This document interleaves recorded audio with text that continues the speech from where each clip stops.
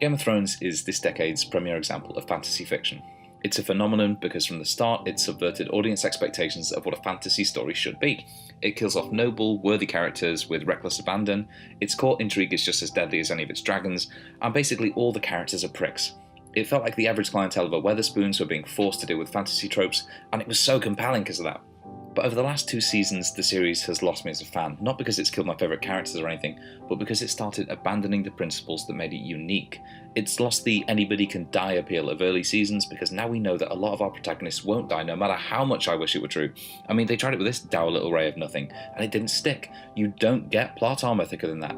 And it all comes down to one thing, the worst trope in modern fiction.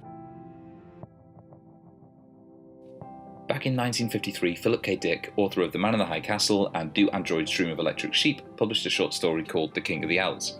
It told the story of a petrol station attendant who discovers he's the King of the Elves. Other than the fact that it takes place in a slice of rural America, it's a very traditional fantasy story where the prophecy comes true and our protagonist triumphs. But it wasn't always going to end that way.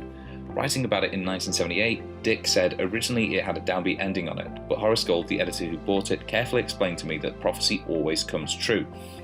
If it didn't, ipso facto, it wasn't prophecy. And to my mind, the whole idea of an infallible prophecy is the worst, laziest trope in fiction. At least when the protagonist wakes up and it was all a dream, we've learned something about that character's subconscious. But when it turns out that a prophecy foretold the protagonist's victory, we don't learn anything other than the author was too lazy to come up with a better reason than because destiny says so. So why do authors do it? In a lot of cases, it's because the idea of prophecy adds gravitas to the narrative. It's not just 2 dickheads having a scrap in a car park, it's 2 champions chosen by fate having a scrap in a car park. Secondly, it's used by lazy authors to avoid having to show they're working out and to get the narrative rolling. So say you're looking for a reason for the protagonist to spend ages trekking across the map to get an old sword, or for your protagonist to be special and interesting, well then you're in luck because some old dude from the past prophesied that they would be the only one to defeat the Dark Lord. You avoid having to show your characters puzzling things out and trying this and that because the goal has already been laid out.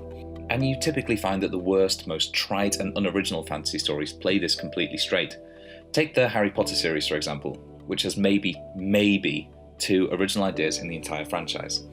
The 2 most prominent prophecies that take place in the series are from Sybil Trelawney, one for seeing in ridiculous detail exactly which baby will defeat Voldemort, and one for telling of Peter Pettigrew and Voldemort returning to human form. Both come true exactly as foretold, neither adds anything to the narrative, and J.K. Rowling trying to say that the first was a self-fulfilling prophecy makes it a rip-off of the Oedipus myth. And sure, prophecies in these series can be misinterpreted or vaguely worded enough that they could refer to many things, but you can bet they'll come true anyway. By contrast, other better authors play with the idea of prophecies, whether that's by revealing they were all nonsense, or that they were an extremely long con by the antagonist to manipulate their enemies, or by making a meta-statement on the appeal of prophecy to an audience. Terry Pratchett in particular loved sending up the idea of the infallible prophecy in books like Good Omens, Jingo, and Thief of Time. And I think the difference is, good authors treat prophecy as diegetic, as something that exists within the story and therefore isn't necessarily true or infallible, whereas bad authors treat prophecy as non-diegetic, as an unshakable fact both in and out of the narrative. To put it another way, good authors might have their characters believe in a prophecy, bad authors believe in the prophecy themselves and let it dictate the story. Which brings us back to Game of Thrones. In the beginning, the show treated prophecy diegetically, with certain characters believing or disbelieving various aspects of the show's prophecies. But over the past 2 seasons, it's become clear that the showrunners and writers themselves utterly believe that Jon, Daenerys, and many of the show's surviving characters are destined to have a role in the future of Westeros. That takes away some of the appeal of the show, because a narrative predicated on anyone can die has suddenly become anyone can die except these guys because they're going to save the world. As a result, the show has gone from a deconstruction of heroic high fantasy to a straight example of it. Were it not for Cersei's machinations and the Hound calling everyone under the sun a c*** every 5 minutes, it would be a bog-standard fantasy epic where all prophecies are true and our heroes only die making grand sacrifices to ensure that that destiny is fulfilled. And I think that's a shame.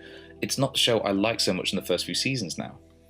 But there might be a bigger game at work here. The showrunners are still working from George R.R. Martin's templates for the novels, even though they're ahead, and Martin has previously said that Tad Williams' series Memory, Sorrow and Thorn was a key source of inspiration for Game of Thrones, from the focus on politics through to their multiple POV characters to the structure of a low fantasy epic.